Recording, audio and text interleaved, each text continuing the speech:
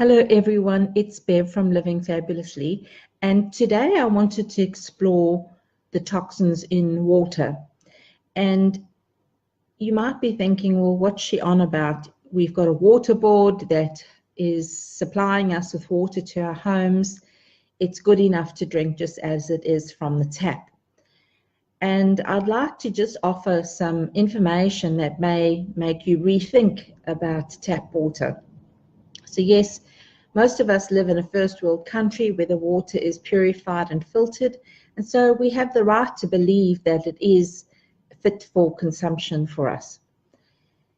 The thing is that interestingly, the Environmental World Group has noted that there are more than 140 contaminants in tap water. And this was based on a number of different studies done in the United States. So most information does translate fairly well because they have stringent requirements of people like their water boards. So some of the contaminants they mention are things like that you wouldn't even think about. The one that I read that I was surprised by was the Teflon output. So for example, if you use a Teflon coated pan that you cook with, and then obviously you wash it up either in the dishwasher or you hand wash it, that gets flushed down the drain. It goes into the water sewage area, along with your normal sewage, that gets treated in a plant, and then the rest of that gets sent back into the normal waterways. So that Teflon that you've used in your frying pan has actually traveled all the way and it hasn't broken down. And then obviously we have water catchments which catch the water and then come back to us through our tap water. So it's not something that actually has been filtered for in the water system that we drink from our taps. The other thing I was surprised by, I read a study done by the University of Arizona where they were talking about the level of pharmaceuticals in our tap water. So you may inadvertently be actually drinking in antibiotics, antidepressants, blood pressure medicine, painkillers, and the one that had the highest level in the United Kingdom was actually anti-seizure medications. So I was really surprised by that these medicines have such a long life.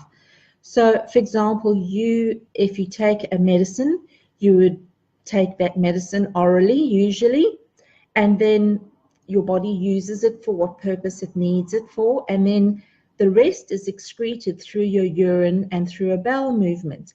And obviously that goes into the sewage system, which then gets filtered, through the filtering treatment at a sewage plant, and then finds its way back to the waterway. And so there's this vicious circle of these things circulating in our water. And if you ever saw the movie Erin Brockovich, she talked about the problem with industrial and agricultural contaminants. So they were talking about heavy metals in the water. So that was not far-fetched. It was based on real life. And this is still happening, unfortunately. And so why does it matter? Why does it matter that we need to drink pure water? Well, it matters because all of these things, so the heavy metals, the pharmaceuticals, the other contaminants that the EWG found, they have the properties of being carcinogenic, neurotoxic. So when we talk about neurotoxic, we're talking about people early onset dementia, affecting Alzheimer's, things like that, and also things like hormone disruption. So people with Hashimoto's or autoimmune disorders. So it's widespread. So who would think that drinking water from the tap is actually where it comes from? So often we might think that bottled water seems to be an easy fix. The thing is that a bottled water company doesn't have the same requirements as a water board to test for contaminants and report it. So a water board is compelled to do that. There's no legislation against bottled water companies. So there's likely to still be contaminants in your bottled water. The second thing that's an issue with water is that the toxins leach from the plastic that it's stored in, because obviously it's produced in some environment. It sits in a warehouse. It then makes its way to the supermarket. So it can have sat in the plastic for a fair amount of time before it reaches you. The third thing about your bottled water is that it's at great cost to the environment. So plastic actually takes years and years to break down. I listened to somebody's video the other day that said up to 450 years for plastic to break down. So we're not doing any justice by buying bottle in plastic, buying water in plastic bottles and thinking we're doing the right thing by recycling. So that's the sort of reasons why there's toxins in water. But let's look at 3 keys to protect yourself. So the first one is to filter your tap water.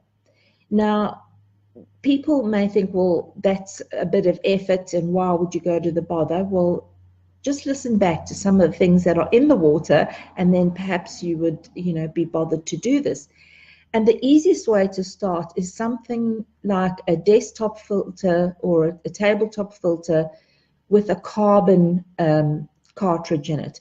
So in many countries, you can get a Brita filter. So that's the easiest place to start. It's not expensive. And it at least filters out chlorine, lead, and copper, and a few other things. And definitely the physical contaminants like, microbacteria. But if you really wanted to go to the top end of town, you would have an under-counter installed filter that does multiple stages. But start where you're at right now. If you haven't even been filtering your water, then just get a tabletop filter and see how you go. And you'll get to notice that it tastes different. And as soon as you go out to a cafe or something and have their tabletop water, you'll notice the difference. The second thing then is to make sure that you are then replacing and maintaining those filters. So the wonderful thing about a Brita filter is that it has a timer on it, and it's usually for X amount of liters or a certain amount of time. So that's easy for you to be able to monitor that and make sure that you're doing that. And I think it's about choice, so make the choice to regularly do that. If you do the under-counter ones, you're going to have to put a reminder in because they don't notify you, when the cartridges need to be changed. And then the third way you can protect yourself is when you do then use that filtered water, is use a glass container to store the water in, or if you have the, a water bottle, then make sure it's either made from glass or from stainless steel. So you wouldn't want to be using plastic to have your water in every day. So I hope that was helpful for you, because really I think, we take for granted that water should be pure and we make assumptions about bottled water, but in fact they're not true. So bye for now, and remember, let's live the fab life together.